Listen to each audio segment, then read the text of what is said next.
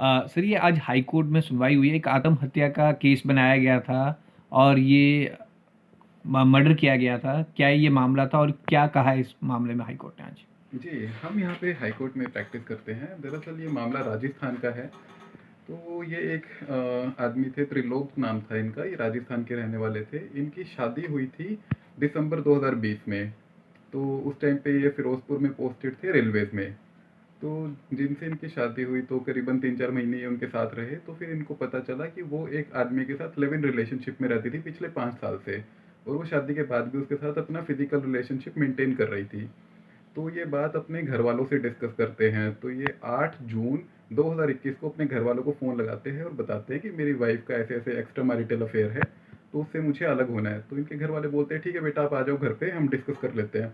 तो ये कहते हैं, "मैं परसों घर पे आ रहा हूँ, 10 जून 2021 को।"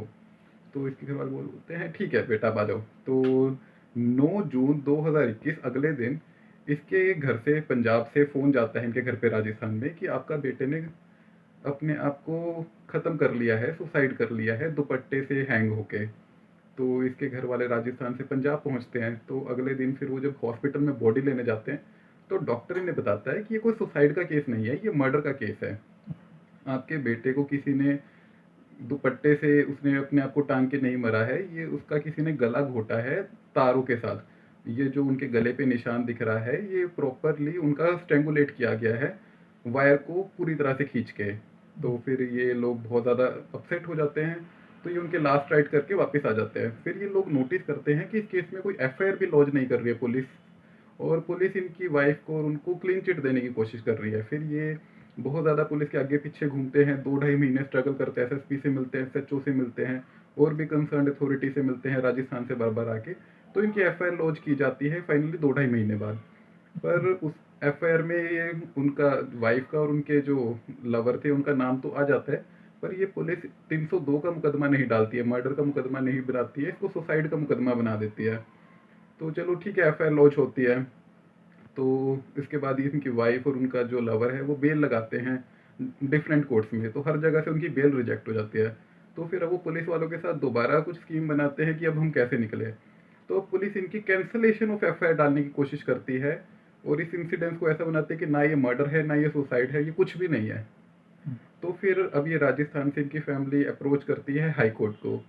तो फिर हाई कोर्ट इस मामले का संज्ञान लेता है, और वो फोटोग्राफ देखते हैं हाई कोर्ट, तो कहते हैं कि ये तो ऑब्जर्व कर। 2021 का ये मामला है। हाँ जी। 9 जून 2021 का जी। आप बता रहे हैं, आज 2022 है।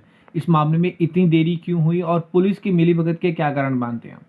देखो, मिली भगत के क्या कारण है वो तो अब जब एसएसपी इन्वेस्टिगेट करेंगे तो वही तभी पता चल पाएगा। बट इसमें कुछ ना कुछ रीजन जरूर रहे होंगे, कुछ ना कुछ चीजें जरूर हैं जो बैकडोर चल रही हैं, तभी इनको बचाया जा रहा है। क्योंकि पुलिस के पास वो चैटिंग भी अवेलेबल है इस लेडी की। वो अपने बॉयफ्रेंड के साथ इलेक्ट रिलेशनशिप में थी, उसके साथ बातें करती थी, गलत चीजें चल रही थी। ये उनके इंस्टीट्यूट की ओनर भी थी जो ये इनके लवर चला रहे थे। और भी बहुत चीजें सामने आई हैं, और सब, और वैसे भी जिन सर्कमस्टांसिस में डेथ हुई है, तो ये क्लियरली रिफ्लेक्ट करता है कि ये मर्डर केस है। और आप अगर पुलिस फर्स्ट स्टेज पे ही अगर कैंसलेशन ऑफ एफआईआर डाल देगी, तो कोर्ट्स का क्या काम रह जाएगा। वो सारी चीज़ें तो एविडेंस में आएंगी कि कुछ हुआ है या नहीं हुआ है, या किसने क्राइम किया नहीं किया। तो prima facie it is a clear cut case of murder. तो इसमें अगर पुलिस इनको कैंसलेशन ऑफ एफआईआर डाल रही है, तो ज़रूर कुछ ना कुछ बैकडोर शायद चला होगा। अच्छा, पोस्टमार्टम रिपोर्ट, चलो पुलिस के लेवल पे तो हाँ इन्वेस्टिगेशन, जी। पोस्टमार्टम रिपोर्ट भी गलत दी गई। देखिए, सबसे बड़ी बात ही वो है कि डॉक्टर पहले कह रहे हैं कि स्ट्रैंगुलेशन से डेथ हुई है, जो वायर से किया गया है, और बाद में जब वो पोस्टमार्टम रिपोर्ट आती है उसमें दिखाया जाता है कि हैंगिंग से ही डेथ हुई है। हमने फोटोग्राफ भी आपके साथ शेयर की है, तो उसमें क्लियरली दिख रहा है कि जो इंजरीज हैं गले पे, वो किसी भी तरीके से दुपट्टे से नहीं आ सकती है। यानी वो तो कोई बच्चा भी बता सकता है कि ये किसी तरीके से गले को कट किया गया है। अब आपको लग रहा है इस फैमिली को इंसाफ मिल पाएगा? हाँ जी, डेफ़िनेटली अब हाई कोर्ट ने इसका संज्ञान लिया है।